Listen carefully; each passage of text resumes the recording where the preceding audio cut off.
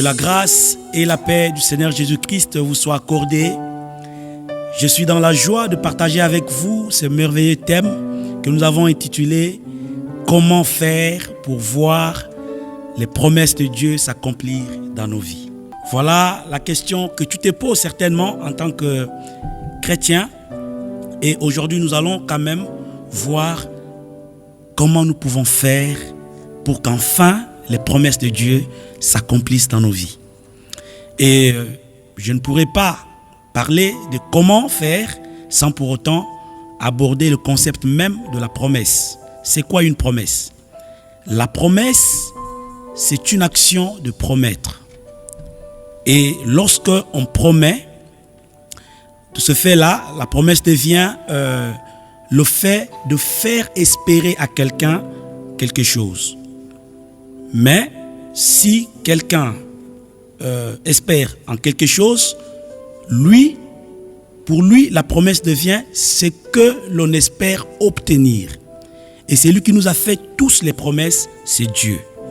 Il a fait à chacun de nous un certain nombre de promesses. Tout simplement parce que les promesses sont en quelque sorte ce qui nous encourage, ce qui nous pousse à progresser, à aller de l'avant avec le Seigneur dans notre marche. Et donc, il est vraiment important que nous connaissions comment devons-nous faire pour voir ces promesses s'accomplir dans nos vies. Parce que, par moments, le chrétien remet en cause toutes les promesses de Dieu parce qu'il ne voit pas leur accomplissement, il ne voit pas comment ces promesses peuvent arriver à leur accomplissement et il se décourage.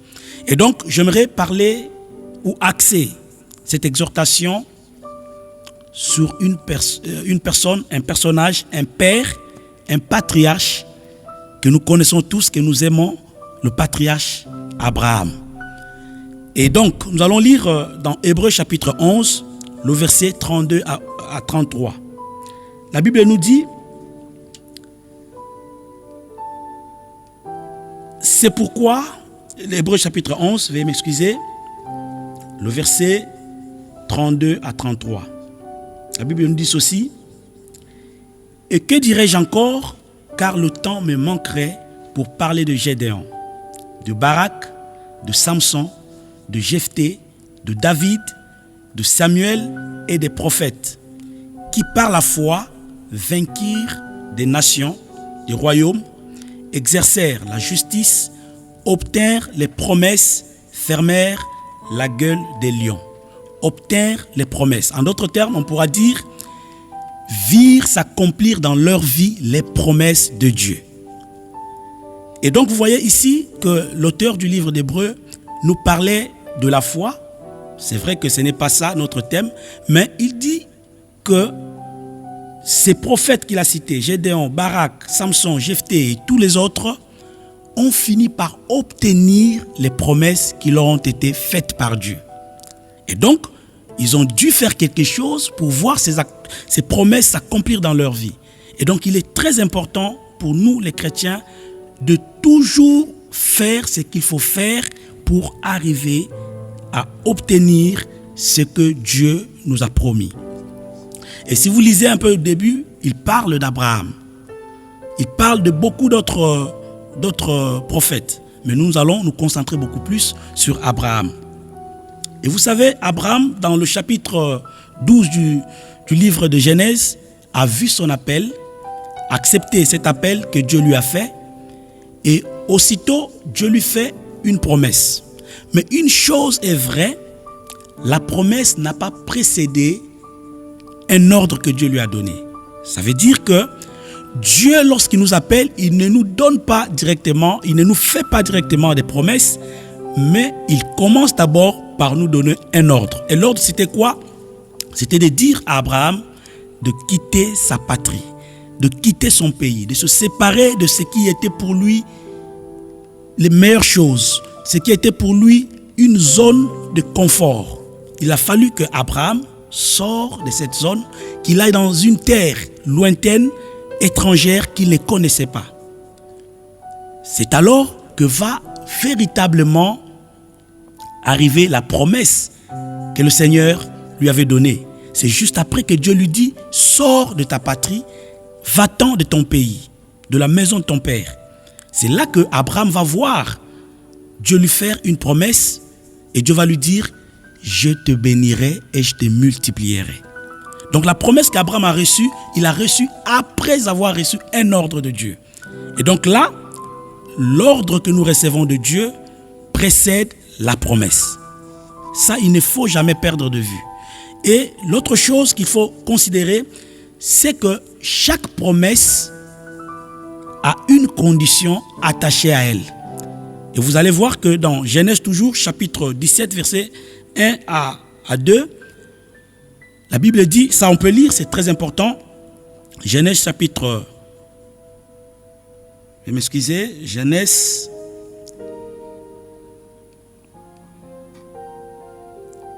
chapitre 17, le verset 1 à 2. La Bible dit ceci: lorsque Abraham fut âgé de 99 ans, l'Éternel apparut à Abraham et lui dit: je suis le Dieu Tout-Puissant. marche devant ma face et sois intègre. J'établirai mon alliance entre moi et toi et je te multiplierai à l'infini. Et si on peut reformuler ce que l'Éternel vient de dire ici à Abraham, on pourra dire, je te multiplierai à l'infini si seulement si tu marches devant ma face et si tu es intègre. Et donc nous voyons que dans tout ce que Dieu nous promet, il fait aussi il donne une condition, il rattache cela à une condition afin que cela s'accomplisse. Et donc on ne peut pas espérer voir les promesses de Dieu s'accomplir dans nos vies si on perd de vue les conditions qui s'attachent à ces promesses. Et donc Abraham devrait automatiquement faire ce qu'il fallait faire. Mais aujourd'hui, les chrétiens, si vous le remarquez, sont attachés aux promesses. Ils disent, Dieu m'a promis. La promesse de Dieu doit s'accomplir dans ma vie. Et par moments, ils se plaignent parce que ces promesses ne se sont pas accomplies dans leur vie. Et donc, ils abandonnent Dieu. Certains repartent dans le monde, d'autres changent d'église parce qu'ils ont dit, mes promesses ne se sont pas accomplies dans cette église. Il va dans une autre église. Et d'autres remettent même en cause que Dieu leur a promis certaines choses et ils disent Dieu ne nous a jamais promis, ou soit ce n'était pas Dieu, c'était une fausse prophétie, et cela ébranle la foi des chrétiens. Mais nous voyons ici que Abraham a obéi à cela. Abraham a tenu d'abord cette condition de Dieu afin de pouvoir espérer à l'accomplissement des promesses. Et donc si nous regardons bien, nous allons voir que avant d'espérer ou encore de voir les promesses de Dieu s'accomplir dans nos vies, nous devons considérer ces trois choses. L'ordre que l'Éternel nous a donné et la promesse proprement dite, parce qu'elle ne vient qu'après l'ordre que l'Éternel nous donne, et ensuite la condition qui s'attache à cette promesse. Et une fois ces trois choses considérées, on peut maintenant passer comment faire, qu'est-ce qu'il faut faire pour voir les promesses de Dieu s'accomplir dans nos vies. Et donc là, nous allons voir le premier élément. J'ai listé trois éléments que nous allons considérer. Premièrement, la foi. Ça veut dire que lorsque Dieu nous donne des promesses, la première des choses qu'il ne faut jamais laisser tomber, c'est sa foi. Il faut avoir sa foi avec soi pour espérer voir l'accomplissement des promesses de Dieu. Et donc dans Romains chapitre 4, le verset 20 à 22, la Bible nous dit quelque chose. C'est toujours à propos d'Abraham, notre père. Romains chapitre 4, verset 22. On peut commencer au verset 20 jusqu'au verset 22. La Bible dit ceci. Il ne douta point par l'incrédulité au sujet de la promesse de Dieu, mais il fut fortifié par la foi, donnant gloire à Dieu, ayant la pleine conviction que ce qu'il promet, il peut aussi l'accomplir. C'est pourquoi cela lui fut imputé à justice. J'aime ça. C'est pourquoi cela lui fut imputé à justice. Si nous comprenons bien ici, après que Dieu ait donné un ordre à Abraham, après qu'il lui ait donné la promesse, qu'il lui ait fixé une condition, Abraham a cru en cela. Abraham a fait confiance en Dieu. Abraham s'est donné corps et âme et il a quitté sa patrie, il a quitté son pays, sa zone de confort, là où il avait les siens. Il est parti dans une terre lointaine et c'est là que Abraham va maintenant espérer voir l'accomplissement des promesses de Dieu. La Bible dit que c'est par la foi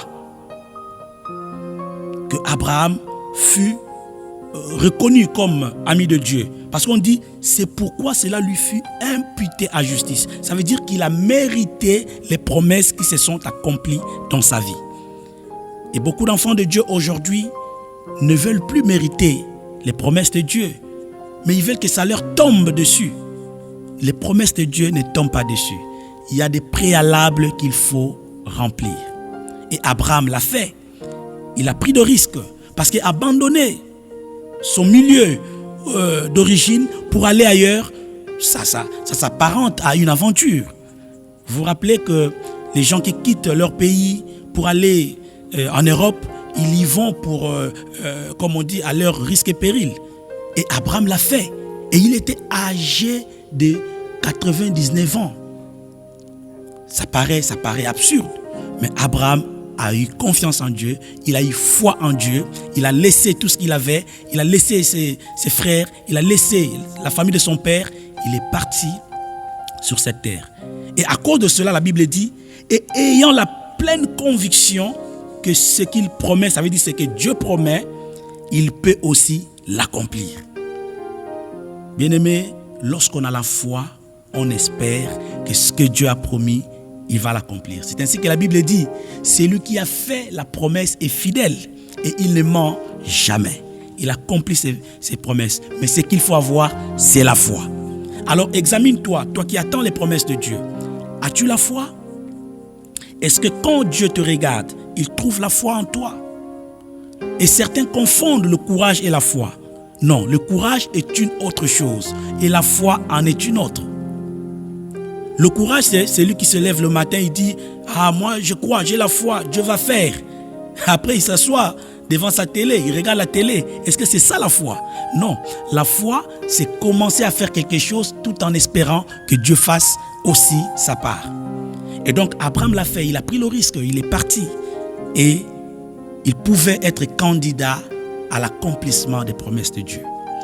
Et la deuxième chose qu'il faut considérer, c'est l'obéissance. Vous savez, tu peux dire j'ai la foi, beaucoup de chrétiens d'ailleurs le font, ils professent tous la foi. Je suis chrétien, j'ai la foi, je crois en Dieu. C'est une bonne chose. Mais ce qui prouve que réellement nous avons la foi, c'est notre obéissance à la parole de Dieu. Parce que vous allez constater que nous n'obéissons pas simplement à la parole de Dieu, mais nous obéissons aussi à la promesse. Parce qu'à Abraham, il lui fit dit, va dans un pays lointain, là je te bénirai. Et si Abraham a obéi à la parole de Dieu, par la foi bien sûr, il a automatiquement obéi à la promesse. Parce que la promesse est étroitement liée à la parole prononcée par Dieu. Est-ce qu'il y a encore l'obéissance dans la vie des enfants de Dieu?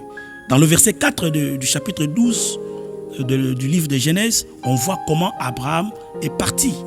Il a laissé tout, il est parti. Cette obéissance, cette promptitude, les chrétiens n'en ont plus. Les chrétiens sont là, ils aiment que Dieu fasse tout. Ce sont des chrétiens, ils prennent Dieu pour un Dieu bon papa. Voilà, le matin, il se lève, il attend que Dieu fasse tout. Oui, mais est-ce qu'on obéit encore à ce Dieu? Et si le Dieu te dit de ne plus pécher, tu obéis à cela? Quand le Dieu te dit de prier, est-ce que tu obéis à cela avec promptitude? Les chrétiens sont devenus des chrétiens qui n'obéissent pas à la parole de Dieu, mais qui attendent fermement les promesses de Dieu. Comment faire pour voir l'accomplissement des promesses de Dieu? Il faut avoir l'obéissance. C'est en cela que Dieu nous attend tous. C'est en cela que nous verrons s'accomplir pleinement toutes les promesses de Dieu. Et donc, bien-aimé, là où tu me suis, je le sais que tu attends beaucoup de Dieu. Et Dieu t'a promis beaucoup de choses. L'élévation, les voyages, la notoriété, les enfants, le mariage. Tout cela s'accomplira certainement, car Dieu ne ment jamais. Seulement, il faut avoir l'obéissance à la parole de Dieu. Fais-toi un enfant. Il y a un autre passage que j'aime, toujours à propos d'Abraham, qui illustre de manière parfaite ce que Abraham obtient juste après son obéissance. Au sagem, Genèse chapitre 22, verset 18. C'est merveilleux. La Bible dit, dans Genèse chapitre 22,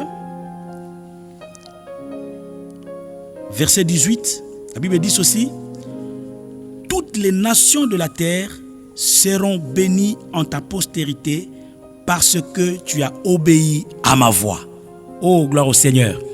Toutes les nations de la terre devraient être bénies par la postérité d'Abraham. Parce que vous allez voir que la promesse que Dieu avait faite à Abraham, c'était celle de bénir sa postérité. D'ailleurs, d'abord, de lui donner une postérité et ensuite que tous les peuples du monde soient bénis par la postérité d'Abraham. C'est-à-dire que si Abraham avait une postérité et que les nations du monde ne devraient pas être bénies par la postérité d'Abraham, la promesse de Dieu ne serait pas accomplie pour Abraham. Et donc, pour Dieu, il a fallu que tout le monde entier, toutes les nations du monde soient bénies au travers de la postérité d'Abraham. C'est ainsi que Abraham, ayant obéi à la parole de Dieu, Dieu réitère sa promesse en disant « Toutes les nations de la terre seront bénies en ta postérité. » Et la conséquence c'est quoi? Parce que tu as obéi à ma voix. Bien-aimé, est-ce que Dieu peut encore te regarder, dire « Je te bénirai parce que tu as obéi à ma voix. Je te bénirai parce que tu obéis à la parole de Dieu. » Les chrétiens sont devenus de plus en plus incrédules. Personne n'obéit à Dieu. Personne ne montre cette ferveur, cet engouement de chercher la face de Dieu dans l'obéissance, dans la foi. Mais à Abraham, il lui fit dit, tu seras cette source de bénédiction par ta postérité pour toutes les nations de la terre. Tout simplement parce que tu as obéi à ma parole. Gloire au Seigneur. Et le dernier point, c'est la persévérance. Bien-aimés, vous allez remarquer et vous conviendrez avec moi que ce qui tue les chrétiens aujourd'hui, c'est le manque de la persévérance. Et donc, vous allez voir que Dieu nous donne des promesses, nous croyons à ces promesses, pour certains, nous y travaillons, mais nous n'arrivons pas à la fin, nous n'arrivons pas au bout, tout simplement parce que nous n'avons pas de persévérance. Nous nous arrêtons en cours de route parce qu'il a surgi dans notre chemin des problèmes, des soucis, des choses qui vont à l'encontre de ce que Dieu nous a dit. Et donc nous nous fatiguons, nous abandonnons, nous nous lassons, mais nous devons savoir, pour avoir ou pour voir les promesses de Dieu s'accomplir dans nos vies, il faut nécessairement et d'ailleurs impérativement persévérer dans les promesses de Dieu. Et donc Hébreux chapitre 6, le verset 15, toujours à propos d'Abraham, parce que c'est de lui que nous parlons aujourd'hui. Hébreux chapitre 6, verset 15, la Bible dit ceci. Et c'est ainsi qu'Abraham, ayant persévéré, obtint l'effet de la promesse. Gloire à Jésus. C'est ainsi qu'Abraham, ayant persévéré, qu'il a obtenu l'effet de la promesse. La promesse est toujours là. La promesse s'accomplit parce que celui qui l'a faite est fidèle. Mais le problème, est-ce que nous persévérons pour voir, pour obtenir l'effet de la promesse qui a été faite? Beaucoup de chrétiens, il a un mois où il est assidu, où il est attaché à la parole de Dieu, où il craint Dieu, où il va à l'église. Mais après un mois, il se fatigue. Il repart dans son ancienne vie. Il repart dans les boîtes de nuit, dans la boisson, il retombe. Certains appellent même les anciens copains qu'il avait ou copines qu'il avait rejetés, abandonnés. Il revient maintenant à son ancienne vie parce qu'il a vu la promesse du mariage n'arrive pas. Il dit non, j'appelle mon ancien copain, mon ancienne copine pour que je me remette avec lui. Mais le plus grand problème, c'est que même si ça tarde, il faut l'attendre. Il avait été dit à Habakkuk, lorsque la prophétie sort, une prophétie est une promesse de Dieu. Lorsqu'elle sort, il faut l'attendre. Mais l'attendre où? Au lieu qu'il faut. Il faut être là et attendre là. Voilà ce que le Seigneur nous a mis à cœur de partager avec vous. il faut considérer l'ordre que le Seigneur a donné, il faut considérer la promesse qu'il a faite, il faut considérer les conditions qui vont avec, et ainsi de suite. Nous pouvons voir la promesse de Dieu s'accomplir.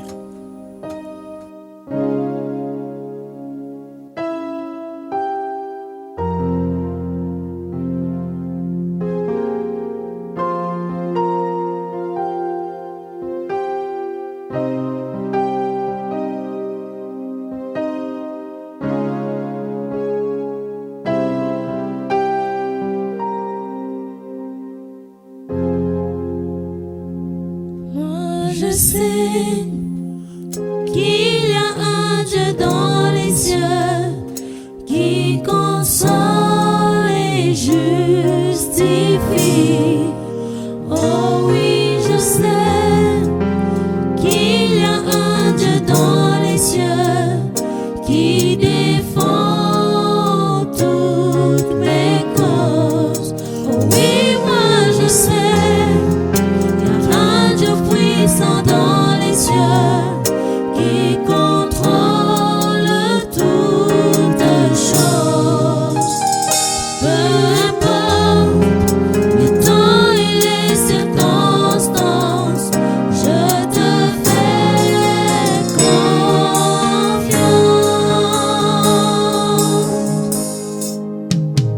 Oui, je sais qu'il y a un Dieu dans les cieux qui console et justifie.